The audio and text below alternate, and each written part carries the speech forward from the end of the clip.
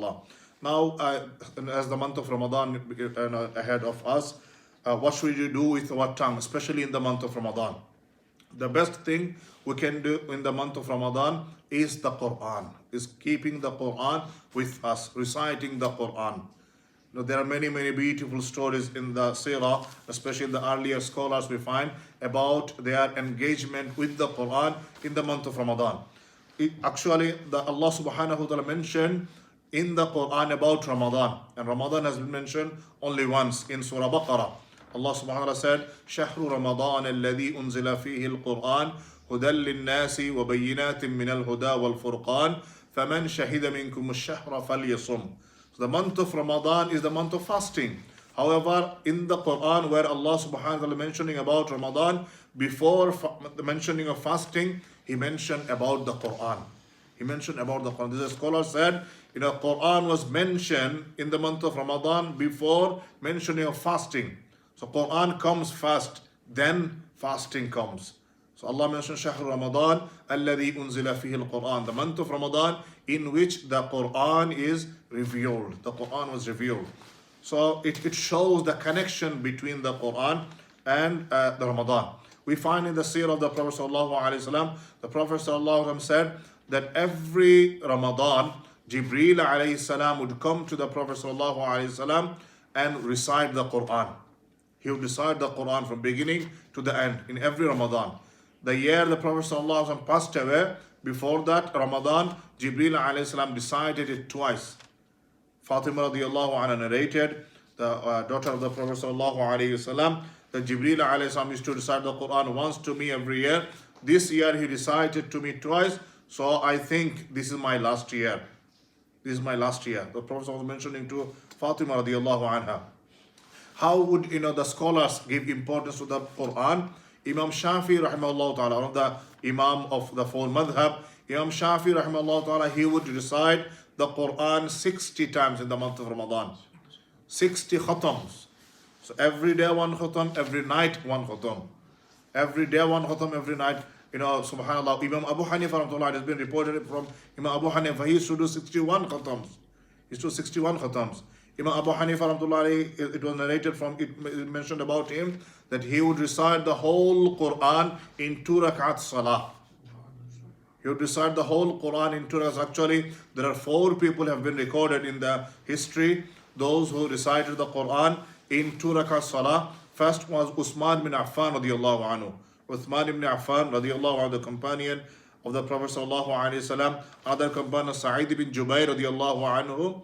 And also Imam Abu Hanifa rahmatullahi alayhi. So these are the people who used to recite the Quran, entire Quran in 2 rakat salah. Can you imagine? Obviously, we cannot be like them. Allah gave barakah in their time, in their recitation, everything. However, what is our duty? Imam Malik, rahimahullah ta'ala, used to teach hadith. He was a very, very prominent, he's an Imam of a madhab, also is a prominent muhaddith. He used to teach hadith throughout his life. However, whenever the month of Ramadan comes, he would close hadith.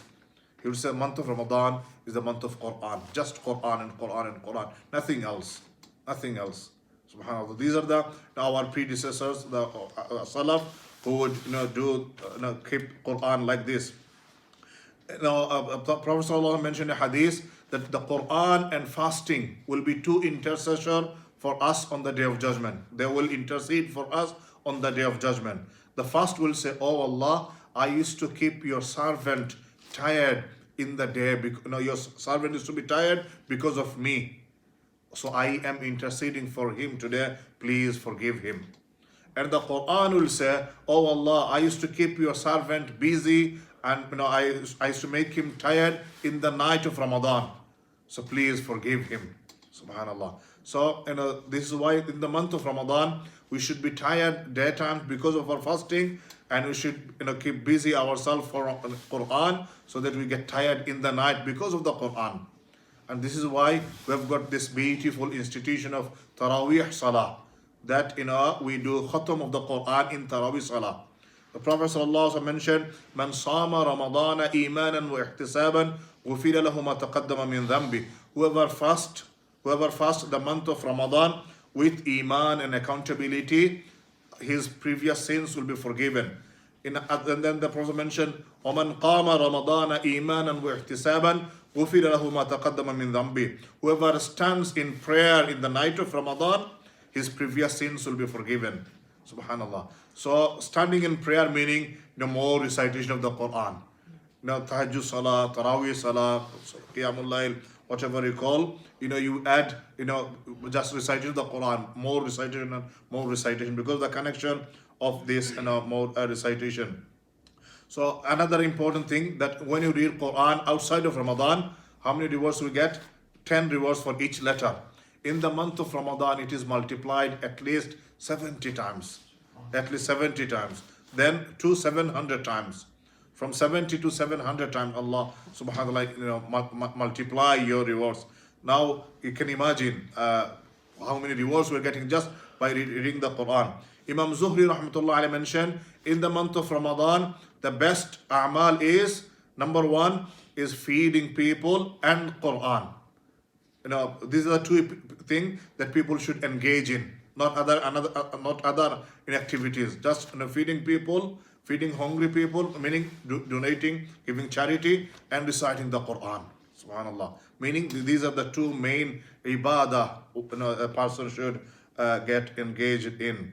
So for also another important thing, what we get from the Quran is that we are living in a time that we are always anxious, always stressed, always depressed, always so much calamity and difficulties in our heart. We do not find any calmness. Allah subhanahu wa ta'ala mentioned in the Quran, أَلَا بِذِكْرِ اللَّهِ تَطْمَئِنُّ الْقُلُوبِ. Indeed, the mentioning of Allah, remembrance of Allah, dhikr of Allah brings tranquility, bring calmness. So, we feel stress all the time. Just see to the Quran and you will feel the calmness, tranquility from Allah subhanahu wa ta'ala. Because reciting Quran is the best dhikr of Allah, isn't it? Reciting Quran is the best dhikr. Also, when you read Quran, rahmah, mercy of Allah subhanahu wa ta'ala comes to your house, comes to your surrounding. Angels surround you. When you're reading Quran, angels come and sit with you to listen to the Quran. Why? The scholars mention Allah subhanahu wa ta'ala granted the angels so many blessings. One blessing Allah did not give them is to recite the Quran. Allah did not give this blessing of reciting the Quran except a few, like Jibreel alayhi salam. He used to recite Quran. Other than a few selected angels, the masses of angels, they do not have ability to recite the Quran. This is why they look for the gatherings where Quran is recited. They look for individuals who are reciting the Quran so that they can join and listen to the Quran. They cannot read the Quran.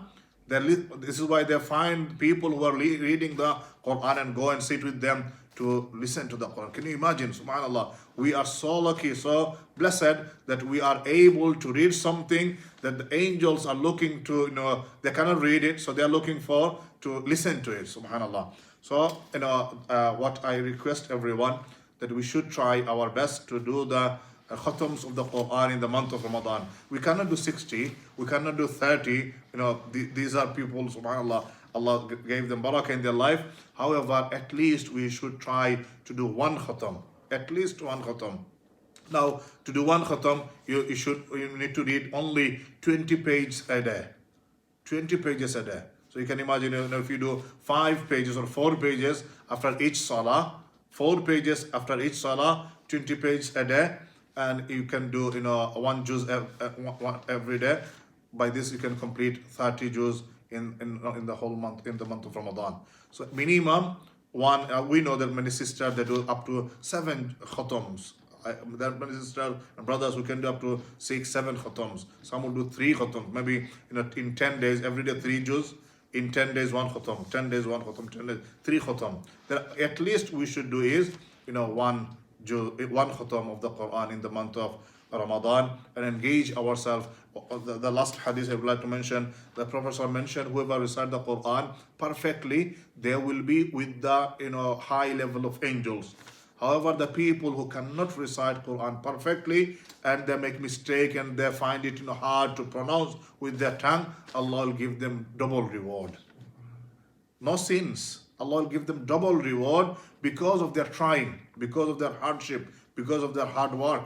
So may Allah subhanahu wa ta'ala grant us tawfiq, to continue reading the Quran, listening to the Quran. When you cannot read, at least try to listen to the Quran. For example, the brothers who are working on taxis, or on the driving in a car, you cannot recite too many surahs from the memory. You can listen the Quran on your radios, and you'll be rewarded by Allah subhanahu wa ta'ala.